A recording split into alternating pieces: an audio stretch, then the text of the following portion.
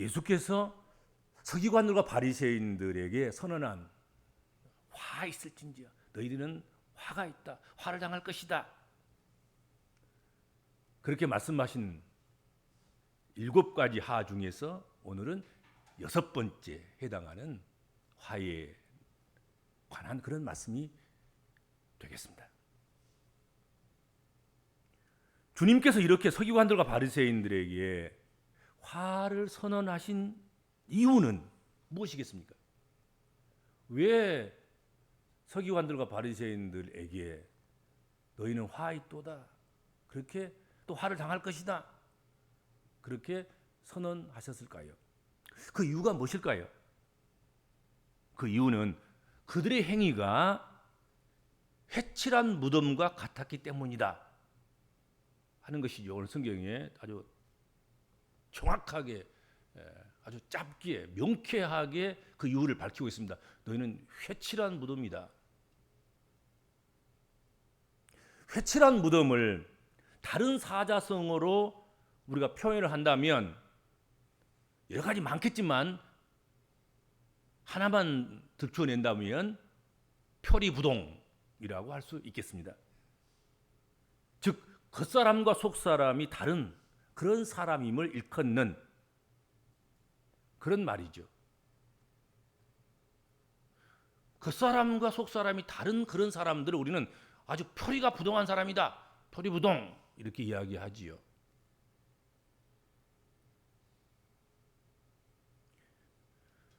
회칠한 무덤이라는 말이 그 의미가 무엇을 의미하겠습니까?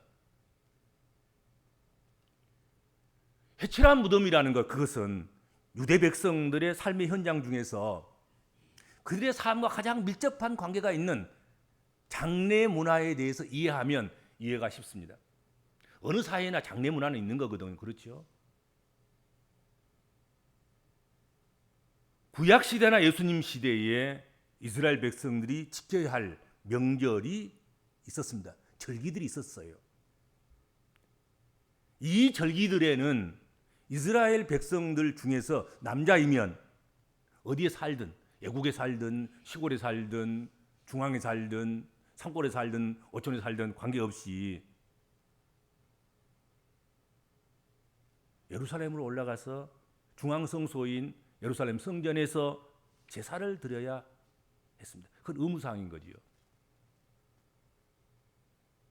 그런데 유대 사회는 그 장례 문화 가운데서 봉분을 만드는 장례를 치루어서 땅에 안장하는 그것 가운데서 무덤 문화가 이렇게 우리나라처럼 이렇게 뭘 좀 뽀속이 올라오고 무슨 뭐 그렇게 된 그런 봉분 문화가 아니라 주로 평토장 하는 거예요.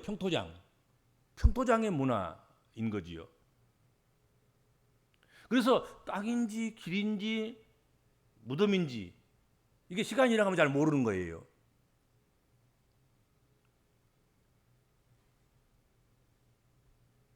그리고 무엇보다도 가난한 사람들은 자신의 땅이 없기 때문에 가족이 죽으면 누가 시비를 걸지 않는 공터를 찾아야 되는 거예요.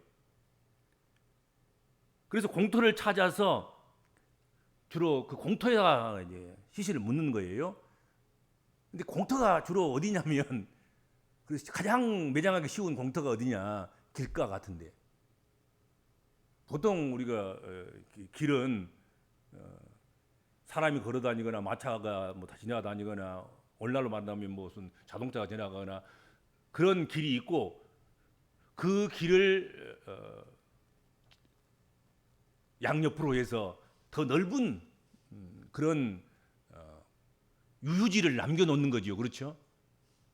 유유지를 남겨놓은 거예요. 그 유유지 그게 지금 그 개인의 땅이 아니거든. 그 국가 땅이든지 뭐 공공용지든지 그러지 않겠습니까? 그렇죠? 그런데 그런 데다가 이제 매장을 시켜버린 거죠. 밤중에다 묻어버리고 자기 땅이 없으니까. 그런데 아까 이야기했죠? 이스라엘 백성들은 절기만 되면 반드시 이스라엘 남자들은 가족들을 거느리고 예루살렘 올라가서 제사를 드려야 한다. 절기를 지켜야 된다는 거지요. 6월절이나 다른 명절이 되면 전국에서 수십만 명의 순례자들이 예루살렘으로 모여드는 거예요. 그러니까 절기만 되면 아무튼 남자들 다 올라가서 예배 드려야 되니까, 제사를 드려야 되니까, 예물을 드려야 되니까, 제물을 바쳐야 되니까. 그런데 그렇게 제사를 드리러 가는 이스라엘 백성들은 대부분 믿음이 좋은 사람들이에요. 근데 그 믿음 중에 어떤 것이 있냐면 정결 예식, 정결법이 있었다 하는 것이죠. 정결에 대한 어떤 그런 규정, 전통, 유전 이런 것들이 있는 거지요. 그런데 시체나 무덤이 몸에 닿으면 그 정결 의식 가운데서 너는 부정하다 하고 선언받을 수밖에 없는 그런 존재가 되는 것입니다. 그렇게 되면 그들은 어디에 참여할 수가 없습니까? 제사에 참여할 수가 없는 거예요. 한번 생각해 보세요. 또 1년 내내 또는 절기 때마다 그러니까는 다음 절기를 위해서 조심조심하고 정결 의식을 지키고 또 마지막 출발할 때는 얼마나 정결케 해서 정결한 제물들을 가지고 그렇게 지금 예루살렘 올라가는데, 그리고 아주 먼 곳에서부터 왔는데 큰 맘 먹고 기다리고 기다렸다가 준비했다가 예루살렘을 향해서 가게 되었는데, 가다가 불주의해서 또는 다른 사람에게 자의는 아니지만 떠밀려서 그 공터에 길가에 묻어놓은 그런 시체를 밟았다, 무덤을 밟았다. 그러면 어떻게 되겠습니까? 부정한 자가 되는 거예요. 그렇게 애쓰고 준비해가지고요 거기까지 올라왔는데 예루살렘에 가서 제사를 못 드리는 거예요. 돌아가야 하는 거예요.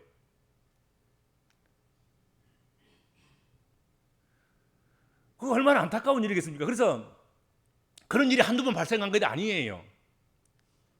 그래서 예루살렘 성전에서 성전 회의를 통해서 이거 어떻게 이거 방지하냐,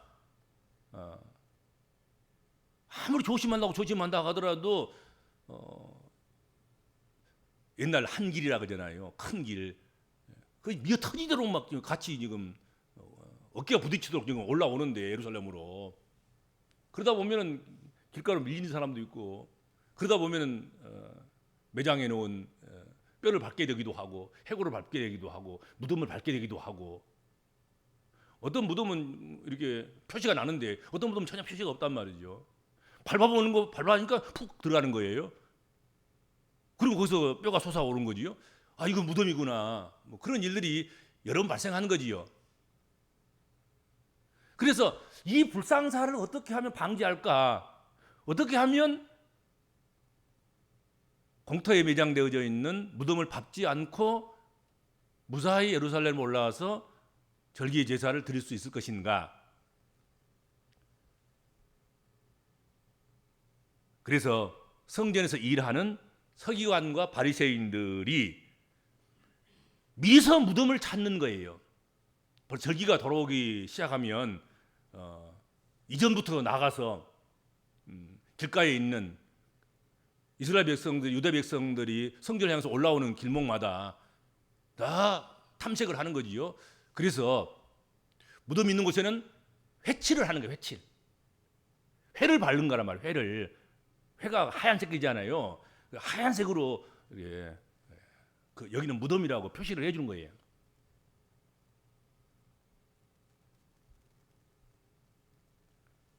그래서 일반 평지 땅과 그리고 매장되어져 있는 그런 무덤과 이것을 구별하게 해 놓은 것이죠. 그렇죠. 이런 전통을 가지고 있다 보니까 그들은 평소에도 무덤을 아름답게 회칠하는 그런 관심이 생기기 시작한 거예요. 그래서 함부로 밟지도 않고 그러지 않겠습니까? 그리고 막 사람들이 밀려올 때도 밀리거나 또는 이제 장난 삼아서 또는 뭐 집중하지 못해서 그래서 무덤을 밟아버리는 그런 우가 없도록, 그런 잘못을 범하지 않도록 그렇게 하기 위해서 자꾸 해치를 하다 보니까 이제 무덤만 만들어 놓으면 거기다가 해치를 해놓는, 여기는 무덤이라고 표시를 해주는 그런 전통이 이제 생기게 됐지 않는가 생각이 됩니다.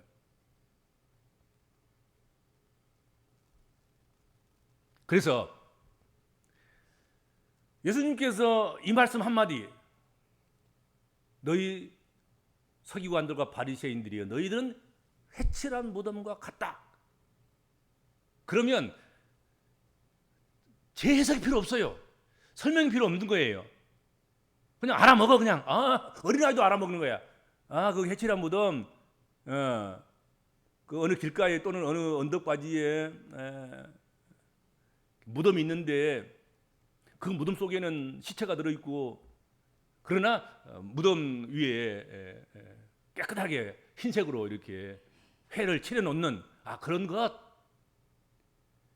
겉과 속이 다른 것, 뭐 그렇게 이해하는 거죠. 그냥 금방 그냥 이해하는 거죠.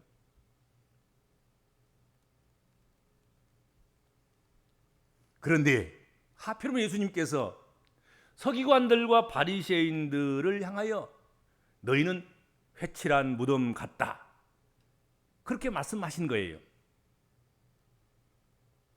겉은 회칠해서 아름답지만 그 속에는 더러운 시체, 뼈들이 들어있는 회칠한 무덤과 같은 그런 사람들이다. 이중인격자이고 위선자들이고 그런 외식하고 형식주의자인 그런 사람들이다. 그렇게 이야기를 한 거지요. 서기관과 바리새인들은 외관상으로 본다고 하면 예수님과 가장 비슷한 사람들일 거예요. 성인들과 의인들과 깨끗하고 정결한 사람들과 가장 가까운 사람, 그런 사람들이 누구냐면 서기관과 바리새인들인 거예요. 겉모습으로 본다고 하면 그들은 모세의 율법을 따랐습니다. 철저하게 모세의 율법을 따른 거지요. 정결하게 사는데 아주 대충 사는 게 아니라 힘겹게 정결을 위해 살아가는 거예요. 정결을 위해 수고했습니다. 애썼습니다. 그렇다고 하면 마땅히 칭찬을 받아야 옳지요. 서기관과 바리새인들이여 나를 닮기 위해서 너희가 얼마나 애썼는지 힘썼는지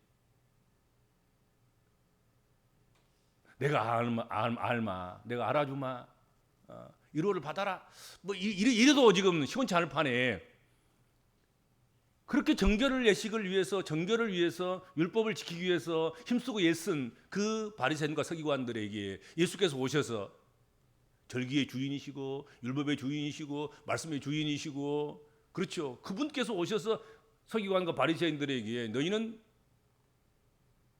회칠한 무덤들이다, 너희는 화가 있을 것이다, 그렇게 말씀하신 거지요.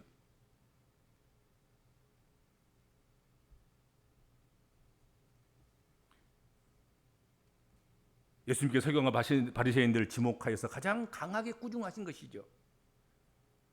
그리고는 성경에 보면 그들을 향하여서, 그들을 지목해서 너희는 뱀이다, 독사의 새끼들이다, 어리석은 자이며, 그리고 오늘 본문 말씀에서는 회칠한 무덤 같은 자다, 그렇게 말씀하셨다 하는 것이죠. 왜 그렇게까지 하신 것입니까?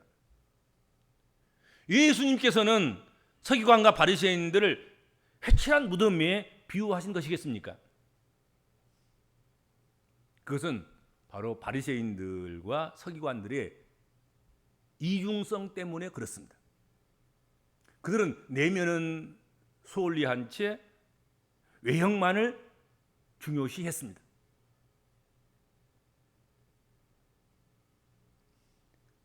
그들이 회칠한 무덤과 같이 겉은 깨끗하고 번지르르하고 의인인 척, 깨끗한 척 했지만 오히려 그들의 속은 시체가 썩고 있는 것 같은,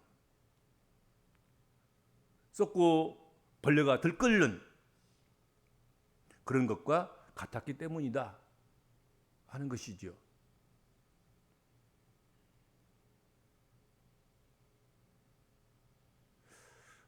예수님께서는 사람을 보실 때 겉모습보다는 속사람, 속모습을 꿰뚫어 보시는 주님이시다 하는 것을 우리가 잊어서는 안 될 것입니다. 겉으로 회칠해서 포장된 그런 무덤을 보시는 것이 아니라 그 무덤 속을 보시는 주님이시다 하는 것이죠.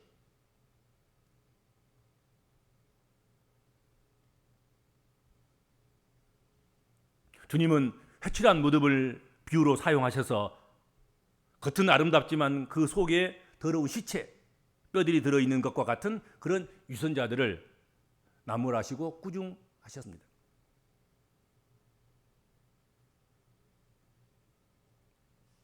여러분, 무덤이 무엇입니까?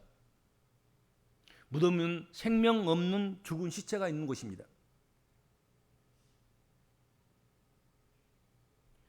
그런데 죽은 시체가 있는 곳, 그것이 무덤인데 예수께서는 한 걸음 더 나아가서 이 무덤이 그냥 무덤이 아니라 회칠한 무덤이라 그렇게 말씀하신 거란 말이죠. 겉을 아름답게 보이려고 위장한 것이다 이거죠. 위장했다.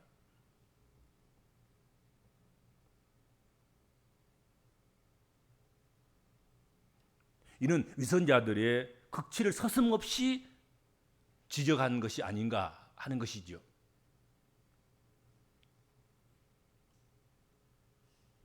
진정으로 깨끗하고 정결한 것이 무엇인지 그것을 모르고 겉만 회칠을 하면 아름답게 보일 것이라고 생각하는 그런 바리새인과 서기관들에게 그런 어리석음에서 벗어나지 않으면 안 된다. 그런 말씀이겠지요.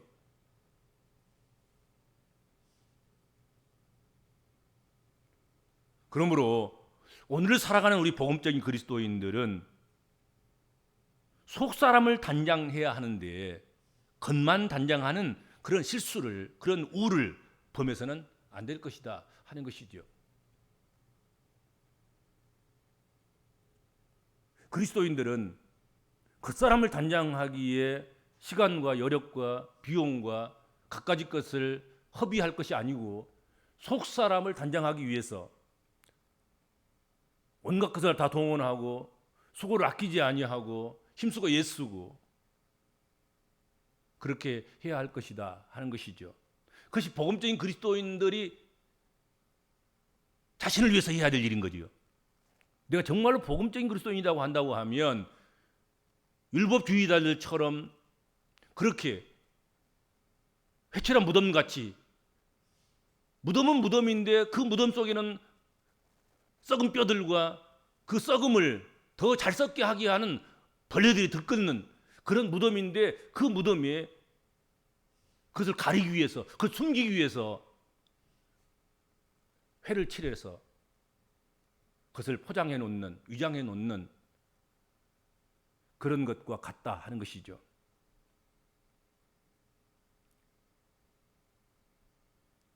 그래서 우리가 그런 것을 닮아가서는 안 되겠지요. 그리고 교회가 정말 복음적인 교회라고 하면 율법적인 교회가 아니라 구약적인 교회가 아니라 유대적 교회가 아니라 정말 예수 교회라고 한다고 하면 그것을 단장하는 것, 그것이 목표가 돼서는 안 된다 하는 것이죠. 속을, 안을 단장하는 데 힘을 써야 할 것이다 하는 것입니다. 건물은 언젠가는 무너져야 하고 건물은 불필요하면 팔 수도 있고 중요한 것은 건물 안에 들어있는 복음적인 하나님 백성들, 속사람들 그 안에서 무엇이 이루어지고 있는가, 그들의 행위, 그들의 모습, 그것 아니겠는가 하는 것이죠. 그것을 단장해야 되는 것이죠. 빌딩을 지어서 아름답게 해서 가꾸어서 위험 있게 해서 그것으로 속에 썩어가는 것들을 다 감추려고 하는 그런 것들을 해서는 안 된다 하는 것이죠. 예배당에 비가 새도 그 안에 있는 하나님 백성들과 거기 선포되는 하나님 말씀과 그들이 하는 행위가 제대로 되고 온전하게 됐다고 한다고 하면 그 비생것 때문에 교회를 비방하거나 교회를 멸시하거나 천대하거나 그런 일은 없을 거라고 생각이 됩니다. 오히려 겉은 화려하게 놓고 속에서는 죽은 시체들이 썩은 것처럼 벌레들이 득실거리고 벌레들이 이리저리 기어다니면서 그렇게 하는 것, 그것을 오히려 세상 사람들은 오히려 더 부끄럽게 생각하고 멸시하고 천대하고 조롱하고 그럴 것이 아닌가 하는 것이죠.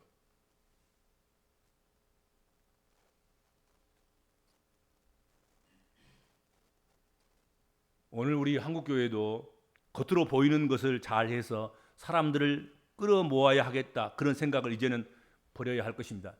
옛날에는 교회가 동네에서 가장 높은 곳에 가장 큰 건물이었죠. 교회에서 사용하는 모든 기기들이 세상 사람들이 가지고 있는 그런 것들보다 훨씬 더 한 수 위였단 말이죠. 지금은 그렇지 않잖아요. 작은 상가 하나도 교회하고는 비교가 안 될 만큼 크고 높고 화려하고, 그들이 사용하는 그런 것들은 교회가 사용하는 것보다 훨씬 더 탁월하고 뛰어나고 유행에 민감하고 그렇지 않습니까?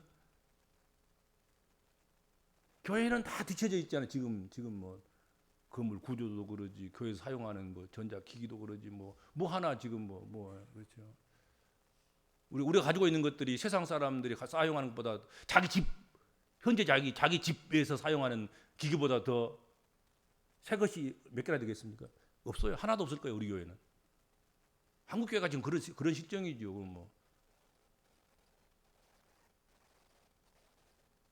얼마나 빨리 변한지 이게. 근데 교회는 그걸 못 쫓아가잖아요.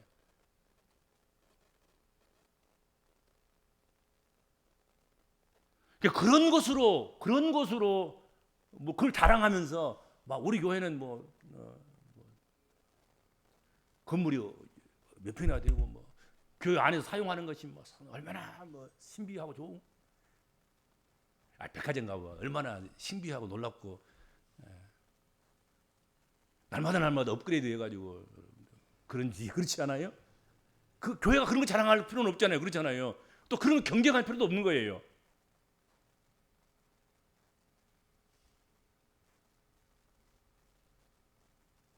일시적으로 사람들이 속임을 당할 수는 있을지 모르겠습니다. 그런 게 혹해서 뭐 건물이 화려하니까, 건물 안에 시설들이 뭐 좀 편리하니까. 근데 그게 그 교회에 영원히 머물 수 있는 뭐 그런 근거가 될까요? 그런 것 따라 별 영향을 받고 있지 않다는 것이 여론조사나 설문조사나 또 그것을 탐구하고 탐색하는 그런 사람들의 종합해 놓은 결론이 그게 소용없다 이거예요. 잠깐은 현혹시킬 수 있지만 근데 정말로 이게 그게 아니면 결국은 버리게 되는 것이죠. 떠나게 되어 있는 것이고.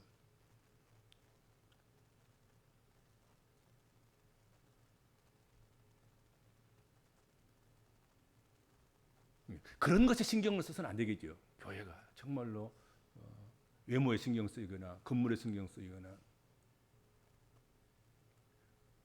그리고 그것을 치장하는 치장하는 데 돈을 들여서 뭐 그렇게 하는 것이나 이런 것들이, 그래서 일시적으로 사람들의 마음을 현혹시키려고 하는 그런 시도가 있다고 하면 회개해야 될 것입니다.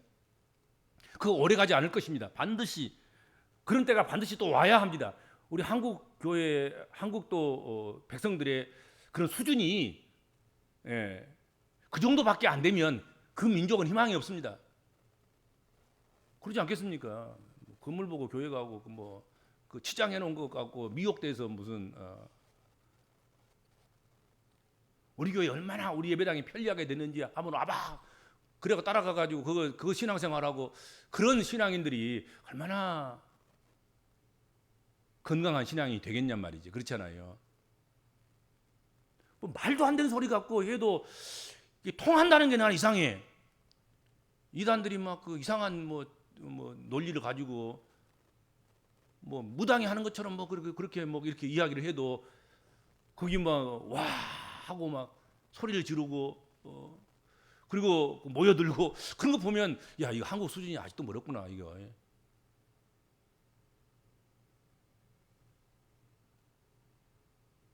아직도 이름풀이하고 아직도 뭐 그런 말장난 가지고 그렇게 해도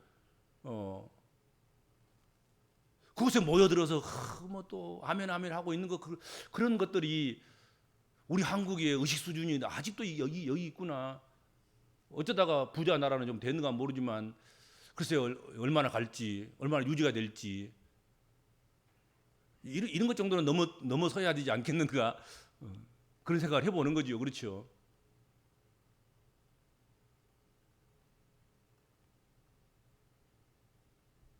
이왕이면 겉도 아름답고 속도 아름다우면 금상첨화 아니겠습니까? 그렇지만 겉을 꾸미면 속까지 아름다울 것이라고 착각하는 일은 없어야 될 것입니다. 뭐 속이 좋은데 근데 겉이 나쁘면 좋은 속이 빛이 바라니까 겉도 좀 깨끗하게 아름답게 하고 속을 더 깨끗하게 보존되도록 하기 위해서 그렇게 하는 것이라면 누가 말리겠습니까? 잘한 일이죠. 속도 좋고 바깥도 좋고 그러면 진짜 좋은 거지. 근데 속에 더러운 것을 감추기 위해서 겉을 흰 색깔로 칠해서 포장한다는 거 한다고 하면 그건 잘못된 것 아니겠습니까? 겉을 꾸미면 덩달아서 속도 깨끗해지리라고 생각하는 거기서는 벗어나야 하지 않겠는가 하는 것이죠. 그렇죠? 거룩의 회복이 없이는 안 되는 것입니다. 바리새인들과 서기관들은 스스로 경건한 줄 알았을 것입니다. 우리가 제일 깨끗해. 우리가 가장 정통이야. 나처럼 해봐. 너처럼 하면은 회초란 무덤이지.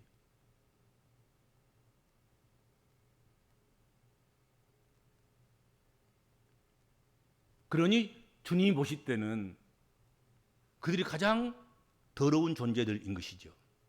이 바리새인 서기관들 가장 깨끗하다고 하고 가장 어렵다고 하고 가장 정통이라 하고 가장 율법주의자라고 하는 너희들이 가장 더러운 자들이다 이거지요. 너는 회칠한 무덤이다 이거지.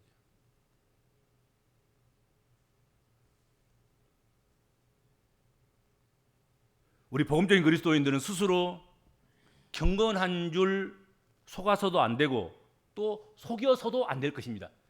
나는 경건한 사람이야 하고 회칠해서 경건을 표시해 놓고 또 당신은 참 경건한 사람이야 라고 여겨주고 또 뭐 칭찬해주고 그러니까 정말로 자기가 겸손한 사람인 줄 알고 또 경건한 사람인 줄 알고 또 속아 살아가는 그런 사람이 돼서는 안 될 것이다 하는 것이죠. 그런 착각하면 안 되겠죠.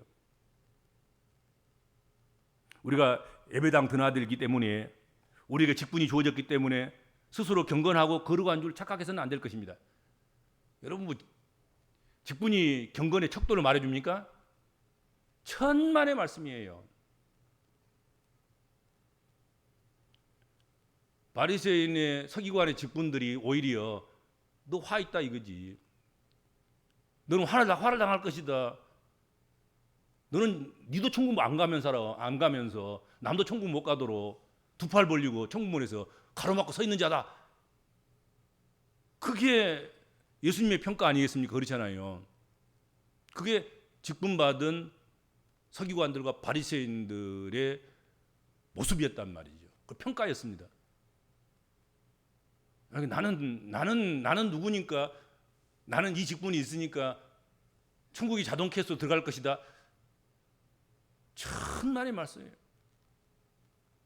주여 주여 내가 주의 이름으로 이것도 하고 저것도 하고 귀신도 쫓아내고 큰일도 하고 큰 목회도 하고 부제도 하고 전 세계를 들락날락하면서 주의 일 한다고 했습니다.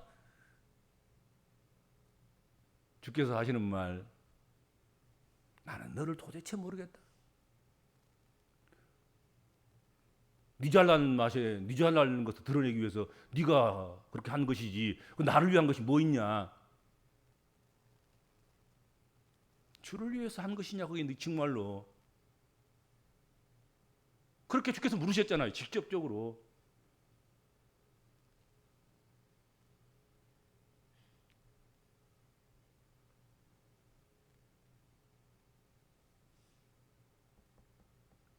사람은 신분에 맞는 그런 단장을 하는 것, 그것은 당연지사일 것입니다.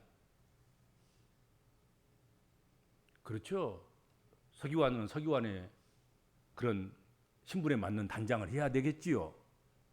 바리새인들은 바리새인들의 합당한 그런 의복을 입고 그런 언행 심사를 하고 그런 단장을 하는 것, 그건 당연하겠지요. 그러나 질책당함은 겉을 단장하는 그 자체에 있지 않습니다.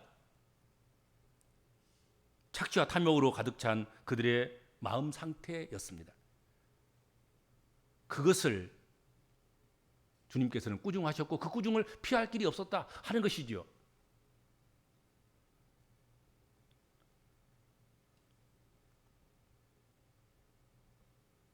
예수님께서는 지금 서기관과 바리새인들만 앞에 두고 이야기한 건 아니죠. 이 말씀이 제자들이 그 말씀을 들었기 때문에 그 제자 중에 한 명이 마태복음을 썼다고 우리가 믿는다고 하면 결국은 제자들이 거기 함께 있었던 거예요. 앞으로 복음을 들고 나가서 세계 선교를 할 모든 민족, 모든 나라, 모든 백성들에게 복음을 전해서 그들을 구원할 그런 그 제자들에게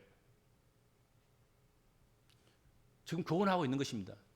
너희는 제발 회칠한 무덤이 되지 말라. 다른 사람이 뭐 이러니 저러니 이러쿵저러쿵 이야기하지 말고 오늘 여기 이 말씀을 듣는 너희들이라도 제발 회칠한 무덤 같은 사람이 되지 말라. 내가 안 되면 되는 것이지 않겠습니까? 그러잖아요. 이 말씀은 누가 오늘 정말로 그 사람 것인데 오늘 그 사람이 안 나왔구만. 그 사람 들어야 되는데 그렇게 정죄하는데 말씀을 사용할 것이 아닌 것이요. 오늘 우리라도 이 말씀 듣고 그래 나라도 내 직분이 나를 구원시키는 것이 아닌 줄 알고 겉으로 꾸며지는 여러 가지 그런 것들이 나를 거룩하게 한 것이 아닌 내 속사람이 나를 구원하고 내 속사람의 정결을 통해서 하나님께서 나를 깨끗하게 보시고 내가 속사람의 단장을 통해서 하나님께서 나를 아름답게 보시고 귀히 여기시고 그러실 것이다 그렇게 믿고 자기 스스로가 회칠한 무덤이 아닌 진짜 무덤이면 진짜 무덤으로 그렇게 살아가야 한다 하는 것이죠. 사적인 삶과 공적인 삶의 일관성, 말과 행동의 일관성, 사상과 간섭의 일관성을 유지하지 않으면 비록 세상에서는 존경받을 수 있을지도 모르겠습니다. 또 세상에서 존경할 만한 그런 기여자로 인정받을지도 모르겠습니다. 그러나 하나님 나라에서는 여러분 그 일관성이 없으면 그는 해칠한 무덤이다 이거지요. 해칠한 무덤이다. 일관성을 가져야 되는 것이죠. 이중성을 포기하고 일관성을 가져야 되는 것입니다. 진실을 드러내고 진실을 고백하고 속은 막 썩어서 막 문드러지고 막 속옷은 막 벌레들이 기어다니고 막 뭐 그런데도 불구하고 겉만 반지란히 회칠해 놓는 뭐 그런 모습이 돼서는 안 될 것이다 하는 것이죠. 겉으로 드러내기 위한 남들에게 보여주기 위한 그런 신앙은 의미가 없습니다. 사실은 그건 신앙이 아닌 거지요. 남에게 보여주기 위한 신앙이 무슨 신앙입니까? 그건 신앙이 아닌 거지요. 신앙 없음, 신앙 아님인 거지요.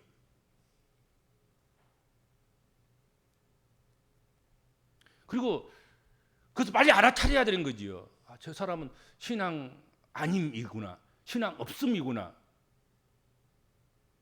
그러면 추종하고 따라가고 함께 했던 것, 그것들은 부끄러운 줄 알고 거기서 돌아서야 하고 거기서 멀어져야 하고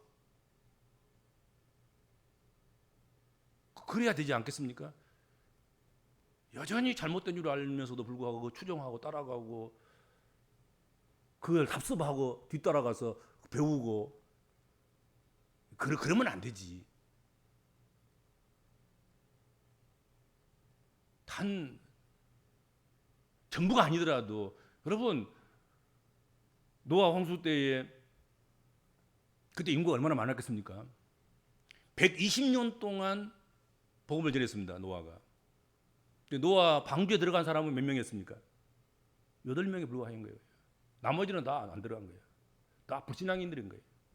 다 홍수로 멸망했습니다. 다 말씀을 농담을 여기고 다 방주로 들어가라고 사정을 해도 들어가지도 않고 방주를 짓는데 함께 참여하라고 해도 참여도 하지 않고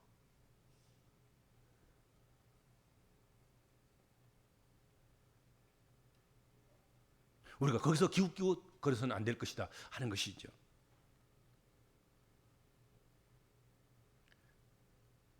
내가 하나님 앞에서 어떤 신앙생활을 하고 있는지 그게 중요합니다.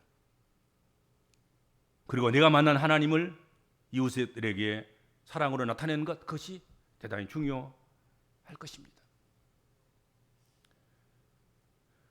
그래서 겉과 안이 내용물과 포장이 같은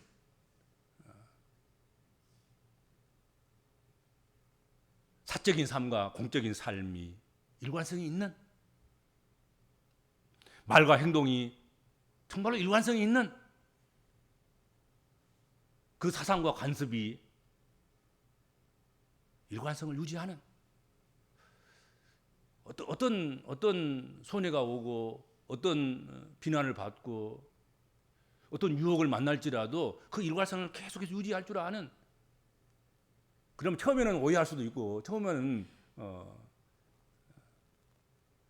바보 자식 조금만 변질하면 얼마나 큰 것이 오기도 하고 잃지 않게 되기도 하고 그럴 텐데 그 뭐 일관성 유지한다고 네가 뭐 그러하다 하더라도 그런 유혹받지 않고 끝까지 그걸 지키는 자, 그 지킨 자 그들에게 하나님께서 복을 주신다. 거기에 대한 확신을 가져야 될 것이다 하는 것이죠. 그렇죠. 그렇지 않는 자들에게 뭐라고 그랬습니까? 회칠한 무덤이다 그랬잖아요. 이 회칠한 무덤이라는 오명을 뒤집어 쓰기 싫으면 일관성을 유지해야 되는 것입니다.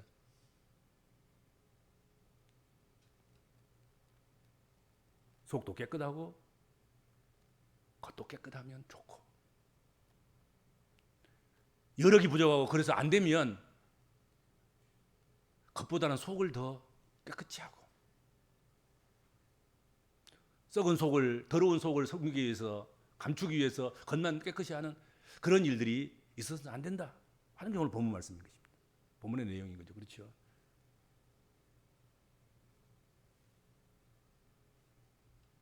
회칠한 무덤과 같은 겉과 속이 다른 토리부동한 그런 곳에서 교회가 떠나야 그리고 우리 성도들이 그곳에서 떠나야 그래야 하나님의 영광이 드러나게 될 것이고 또 교회가 희망이 있다고 이야기할 것이 아닌가 그렇게 생각이 됩니다. 오늘 밤에 기도할 때 뭐 그런 내용들을 좀 인식하면서 기도 제목을 삼아서 기도할 수 있는 밤이 되셨으면 좋겠습니다. 기도하겠습니다. 주님, 회칠한 무덤과 같은 교회가 되지 않게 해 주옵소서. 회칠한 무덤과 같은 기독교가 되지 않게 해 주시기를 비옵고 소원합니다. 회칠한 무덤과 같은 목사나 장로나 권사나 집사나 성도가 되지 않게 하여 주옵소서. 어떤 경우라도 일과성을 가지고 살아가게 하시고 또 겉과 속이 함께 깨끗하고 아름답게 단장된 그런 모습으로 복음을 전하고 또 복음을 사수하고 그렇게 세워져가는 그런 성도와 그런 교회와 그런 기독교가 되도록 하나님 함께하여 주시고 지켜주시고 역사하여 주옵소서. 예수님의 이름으로 간절히 기도하옵나이다. 아멘.